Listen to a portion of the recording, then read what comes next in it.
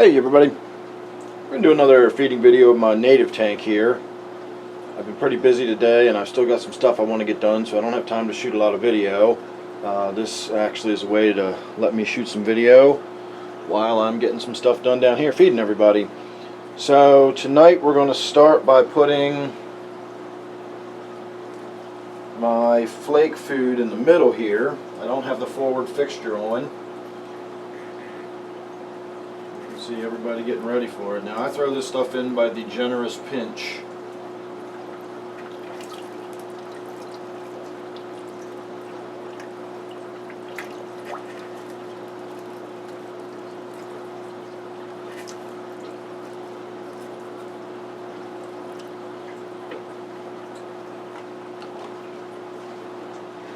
And sometimes I crumble up freeze-dried krill when I do that. So now I usually do anywhere from 6 to 8 algae wafers, and I break them up into pieces, and I put a couple in each section. Of course, now that I've got the live plants in there, it actually gives them something to munch on. You can see a lot of the Java fern has already been uprooted, and even that temple plant on the left, some of the roots are still in the ground, so to speak, but the main trunk of the plant itself is not. It's actually been uprooted already, and some of the roots, like I said, are still there, but it's kind of free floating at this point, and it's only going to get worse. So we'll come around this side and dump a few more algae wafers in. I don't know if you can see it or not, but right here, this is a dead crayfish on the bottom. I just saw that when I came in just now. This is a very spur of the moment video.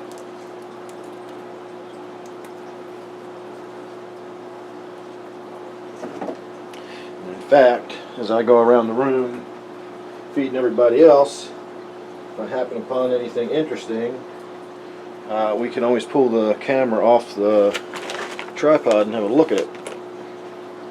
But so far nothing's caught my eye. I will say I picked up a few more small fish the other day at the big chain pet store.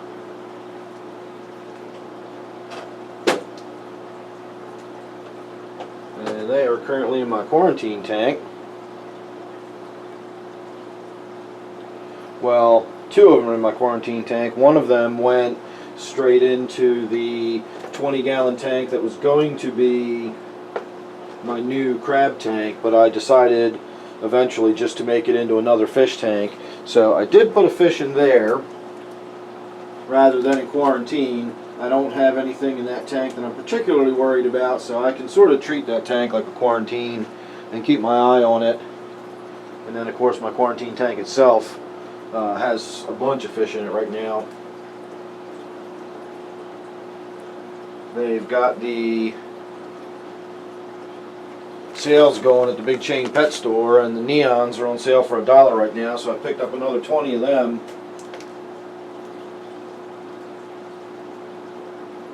And they are currently in my quarantine tank.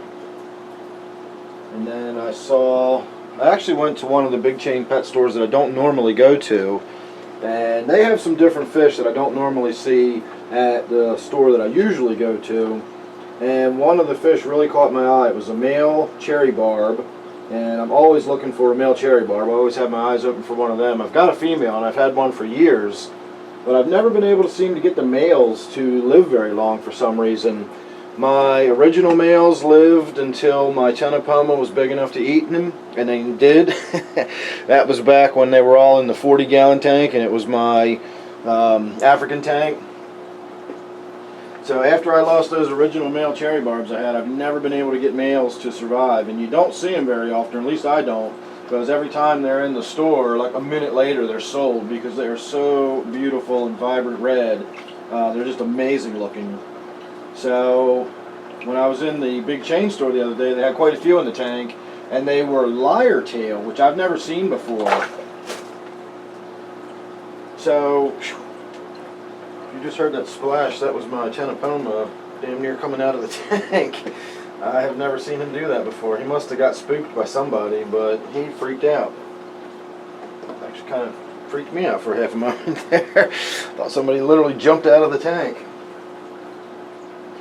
Alright, now that completely threw me. What else do I have to feed in here? So yeah, I brought home the 2 lyre-tail male cherry barbs. And this is from the big chain pet store that I generally don't go to because I'm not real fan of their fish. They don't generally have the best fish in the store. So we'll happen to see how this one goes. And yes, I am still planning on shooting the video of my thoughts about the big chain pet store. I have just not had the time when I've been in the mood to do it, and on the times that I've been have had time to do it, I haven't been in the mood. So it's just never quite worked out. But we'll get there one day, rest assured. And then in the meantime, I think we can probably just about call this a video. I don't think we're going to get to see too much more action, and now that I'm looking at it, we only have about 2 minutes of battery life left, so I know that is a lie. It will run down much faster than that. So I'm going to say thanks for watching. Hope you enjoyed me rambling along in the background as you watched. Again, make sure you're subscribed. That way you won't miss any of these videos I've been talking about. I really will sit down in front of the camera one of these days and do a video talking about my thoughts about the big chain pet stores, and it's probably going to be a combination between the big chain pet stores versus the local fish stores and the mom and pop stores, and I'll just give my thoughts about, you know, the pros and cons of each and the differences between the two, and, you know, we'll just start talking about it and we'll see where we go from there. But again, got to be in the right mood to do it, and I got to have time to be down here sitting in front of the camera. So thanks again. Don't forget to subscribe. Don't forget this one is my 125-gallon native tank. Thanks again for watching, and I'll see you real soon in the next one.